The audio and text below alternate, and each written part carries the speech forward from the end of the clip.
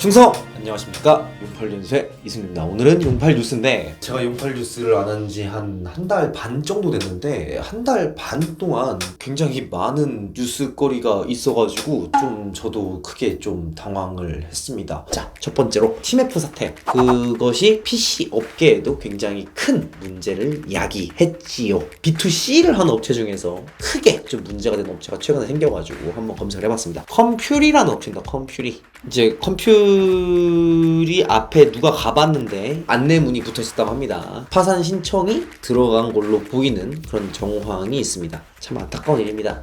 이렇게 좀 규모가 있는 업체가 문제가 생기면 이제 그 업체에 대금을 받은 업체가 문제가 생길 수가 있고, 그러면은 또 다른 업체가 문제가 생길 수가 있고 또 문제가 생길 수 있기 때문에 그런 일이 없기를 진짜 진심으로 바랍니다. 망하는 건 저 혼자면 충분합니다.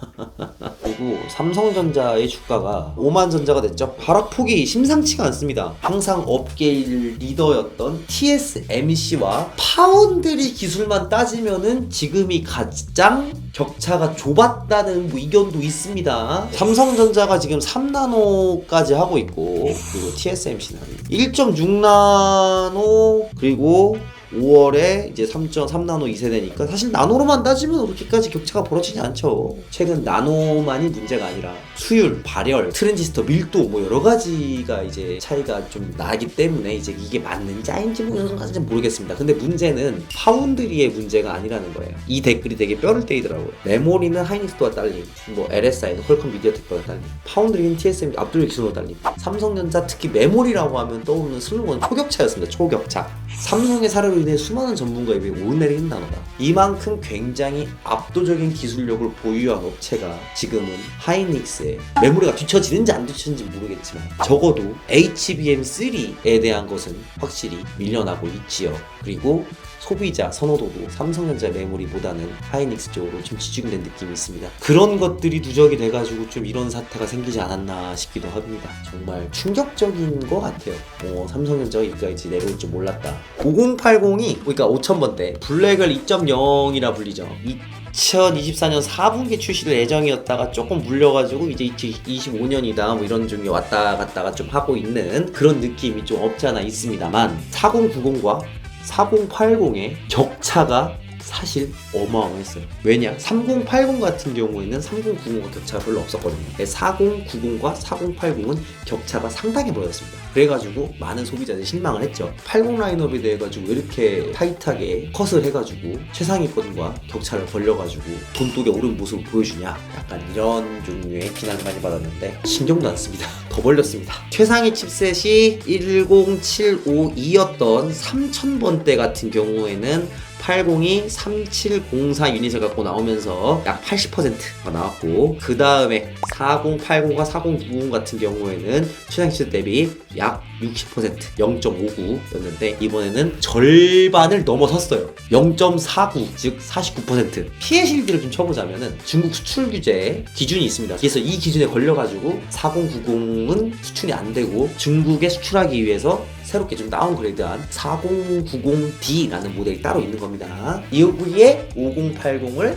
해당시키지 않기 위해서 이러는 것이냐, 그것도 아니면 그냥 소비자를 개호구로 보냐, 뭐 그렇습니다. 신창섭이 메이플 스토리 리부트 서버를 없앤 이유가 뭐냐? 그냥 싫어서입니다. 이것도 이제 그냥 싫어서가 아닐까. 굉장히 유쾌하지 않은 소식인 것 같아요. 어쩔 수 있겠습니까? 지금 AMD의 라데온이 4090이나 5090에 경합할 모델을 내지 않겠다고 한 것까지는 아니고 로드맵에 없어요. 경합을 못하는 상황입니다. 그러다 보니까 점점 이런 일이 생기고 있지 않나. 그래서 엔비디아 욕을 하다가 어느샌가 AMD 욕을 하고 있는 뭐 그런 상황이라 보시면 됩니다. 어찌 보면은 이렇게 때문에 5090의 가격은 또 천문학적으로 갈 것이고, 그렇기 때문에 게임 개발, 그러니까 주로 하는 메이저 게임들의 개발 포커스는 5080 정도에 몰리지 않을까, 그런 종류의 위로를 좀 해보면 좋지 않을까 싶습니다. 자, 그리고 9800X3D 조금 이것도 긍정적인 소식은 아니에요. 9800X3D가 이제 슬슬 베일을 벗어갑니다. 시내 벤치 같은 건 좀 공개가 됐습니다. 이게 딱 가리고 가렸지만 우리는 그건 줄 알고 있다, 이런 내용이고요. 대충 25,258점 나왔답니다.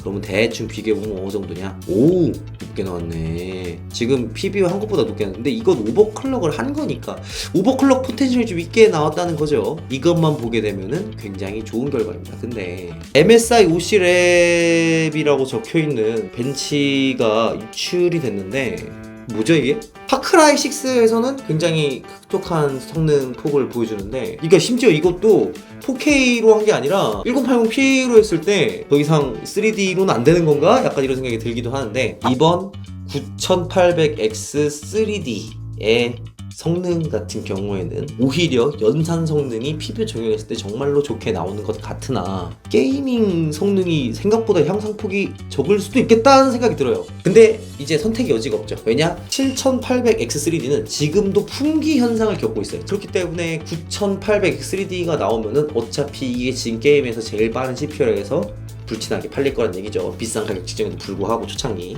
근데 게이머들이 기대하는 것만큼의 절대적인 위치를 보여줄 것이냐? 그거는 좀 애매할 것 같다는 그런 생각이 듭니다. 어쨌든 매우 출시가 임박했으니까 귀추가 많이 쏟아지는 그런 내용인 것 같고요. 이번에는 좀 좋게 나왔으면 좋겠습니다. 근데 역시 초창기 7800X3D만큼의 임팩트는 너무 없네요. 야, 여기 왜 있는 거야? 안녕하십니까. 저는 글로벌 이심 데이터 서비스인 노드VPN의 세일리를 소개하기 위해서 여기까지 왔습니다. 아니, 셀리 광고를 찍으러 베트남에 왔다고? 네, 맞습니다. 제가 써보니까 너무너무 좋아가지고 한번 소개시켜드리는데요. 굉장히 쉽게 이심을 살 수가 있게 해놨어요. 예를 들어가지고 여기서 애드 플랜 눌러보시면 이렇게 구매가 가능한데요. 베트남에서 7일 동안 1기가를 사용하는 게 3.99달러밖에 안 해요. 이거 같은 경우 얼마나 저렴하냐? 그냥 네이버 쇼핑에 아무나 검색해서 아무렇게나 캡처한 건데 봐봐요. 여기는 5기가에 16,000원이죠. 7일 동안 하는 게. 그럼 이게 셀리를 봅시다. 얼마나 싼가? 3기가 30일 정도로 저렴합니다. 그리고 설치도 얼마나 간편했냐면요, 그냥 이거 애드 플랜 누른 다음에 결제 페이지에 넘어가는데 그냥 결제 페이지가 굉장히 쉬워요. 아래쪽에 내려가가지고 그냥 내가 구글페이 눌러도 되고 크레딧카드 눌러도 됩니다. 그냥 이렇게 굉장히 쉽게 설치도 가능하고 핸드폰에서 직접 결제를 하니까 바로 이스톨이 가능합니다. 자, 이렇게 이스톨 심이라고 버튼을 누르게 되면은 바로 내 핸드폰에 이심이 깔리면서 현지 가서 바로 이용이 가능한 것이죠. 근데 이렇게만 단순 가격만 싸냐? 무엇보다 내가 여러 개의 국가를 여행하잖아요. 예를 들어서 구매를 아시아로도 할 수 있어요. 아시아의 총 19개의 국가에 이심을 한번에 사가지고 로밍이 너무 쉽게 된다는 거지. 예를 들어 한국에 터트리다가 갈 수도 있는 거예요. 굉장히 쓰기 편하고 굉장히 깔끔하고 굉장히 믿을만하다. 왜? 노드에서 하니까. 예를 들어가지고 내가 네이버에 산다면, 저 네이버에 사봤거든요. 네이버에 사게 되면 내 인적 정보를 굉장히 여러 개 요구합니다. 이거는 요구를 안 해요. 신용카드 정보나 구글페이만 되면 끝입니다. 바로 터지는 거예요. 이게 또 장점이 뭐냐? 네이버 같은 경우에서 이심을 하려고 했을 때 굉장히 신경이 많이 썼거든요. 이게 진짜 터지나 등록하나 QR코드 찍어야 되고, 이거 같은 경우에는 자체 어플리케이션에서 바로 넘어오니까 뭐 QR코드 찍을 필요도 없고 문제가 있는지 확인할 필요도 없고 굉장히 편했습니다. 여러분 한번 꼭 써보세요. 해외여행은 뭐다? 세일리와 함께 하시면 쉽다. 그리고 더 자세한 세일리한 정보는 여기 아래쪽에 더보기 눌러보시면요, 또 자세하게 알 수가 있습니다. 세일리와 함께라면 해외여행도 너무나 간편하게. 야, 이거는 진짜 너무 충격적인 뉴스라서 퀄컴이 인텔을 인수한답니다. 뭐 인수 이지를 보여주고 9월 달에 나왔다가 또 어제 같은 경우에 뭐라 나왔냐면요, 뭐 대선 끝나고 하겠다, 뭐 이런 얘기가 나왔습니다.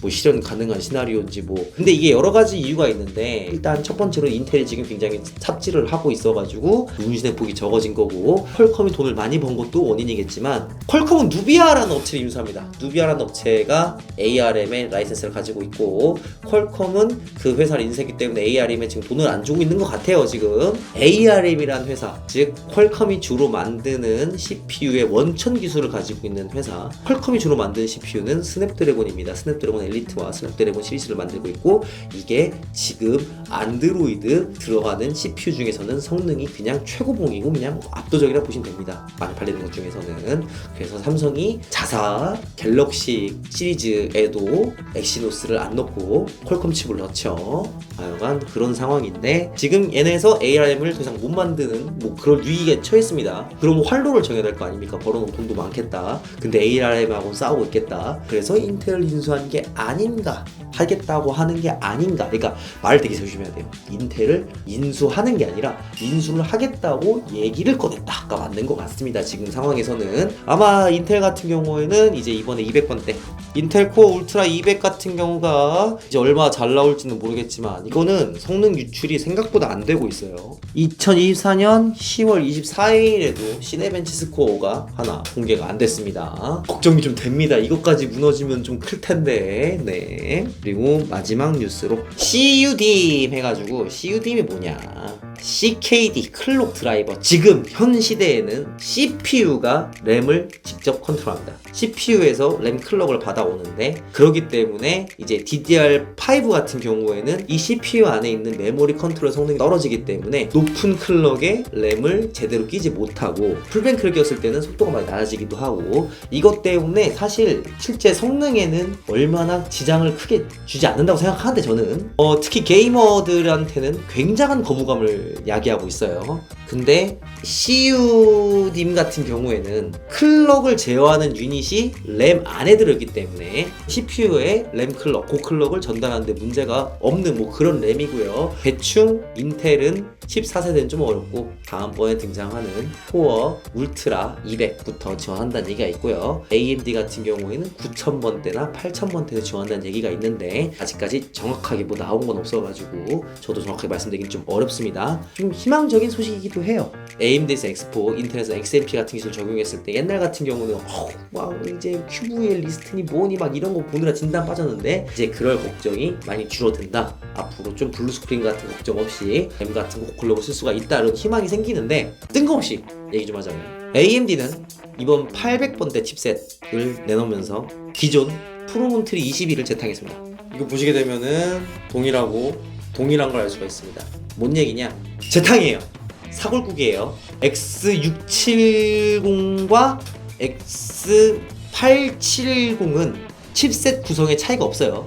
그냥 이름만 리네이밍 한 거예요. 극단적으로 말씀드리자면은 X670에 USB4랑 와이파이 7을 강제하잖아요. 그게 X870입니다. AMD의 상술이라고 보시면 됩니다. 뭐 CPU에 있는 메모리 컨트롤러가 지원을 안 해가지고 7000번대는 지원 안 하고 8000번대나 9000번대만 지원한다. 오케이, 인정. 그럴 수 있죠. 왜냐면 메모리를 제어하는 유닛은 CPU에 있으니까 떨어지면 뭐 안 될 수도 있는 거죠. 되는데 설마 안 됐겠다고 했겠습니까? 그런 적도 있긴 합니다만 뭐 하여간 뭐. 근데 이 기능이 좋습니다. MSI는 X870, 870 이 칩셋에 장착된 보드는 개선된 PCB 메모리 슬롯을 갖고 있어서 CUDIM을 갖다가 지원한다는 이런 얘기입니다. 근데 600번대에서는 확답을 하지 않고 있답니다. 저 이해가 잘 안 돼가지고 여기로 제한된답니다. 왜 기다려야 되죠? 메인보드 칩셋은 프로몬트리 22를 재탕하는 게 맞는데 왜 메모리 지원에 차등을 두려고 수작질을 하는데, 왜 아무도 이걸 갖다가 별로 문제의식을 갖고 있지 않을까? 굉장히 말도 안 되는 일이 일어나려고 하는 것 같습니다. 그래서 경각심을 좀 가지고 있고요. 마지막 정리 좀 하겠습니다. 컴퓨리가 무너진 걸로 추측됩니다. 기타 용산 업체들도 추가적인 도산 없으면 좋겠습니다. 삼성 주가가 영신통치 않습니다. 많이 올랐다가 최근에 5만까지 다시 내려왔습니다. 그리고 그것에 대한 배경으로 점점 사람들이 모르던 IT 지식이 좀 더 늘어나는 것 같고, 그렇게 해서 여론도 좋지가 않고, 그리고 무엇보다 메모리가 하이닉스보다 좋았다는 게 좀 보편적인 인식이 된 것 같습니다. 5080 컷칩, 4080 때가 더 심하게 컷칩 될 것 같습니다. 루머입니다, 아직은. 그리고 9800X3D 시네벤치 성능은 좋게 나오는데, 정작 게임 프레임에서는 아직까지 유출된 벤치를 보면 좀 우려스럽다, 그렇게까지 좋은 것 같지가 않다. 그리고 퀄컴이 인텔 인수 이견을 타진 중이고 실제로 대선 이후에 뭐 한이 많이 하는데 이것은 뒤에 좀 베일에 쌓인 뭔가가 있을 것 같고 실제로는 ARM과 특허 분쟁이 원인일 것 같습니다. 정확하지 않습니다. 그리고 CUDIM이라고 해가지고 새로 메모리 기술이 나와가지고 이제 앞으로는 오버클럭 메모리 갖다가 좀 잘 쓸 수 있을 것 같은데 AMD가 칩셋 장난질을 하는 것 같다. 그래가지고 낮은 칩셋, 그러니까 낮은 칩셋도 아니고 바로 직접 출시된 똑같은 칩셋인 X600번대에서는 지원을 나갔다가 안 해버리는 참사가 생길 것 같아가지고 걱정이 많이 된다라는 내용을 갖다가 간단히 전해드리면서 오늘 뉴스를 마치도록 하겠습니다. 되게 무거운 내용이라가지고 되게 핵심적인 내용이라가지고 한 달 동안 쌓인 내용이라가지고 제가 해외도 다녀오고 좀 이것저것 바빠가지고 좀 늦어져가지고 한 번에 많이 드리는 점 다시 한번 사과 말씀드립니다. 저는 뉴스 이승기였습니다. 감사합니다. 조성!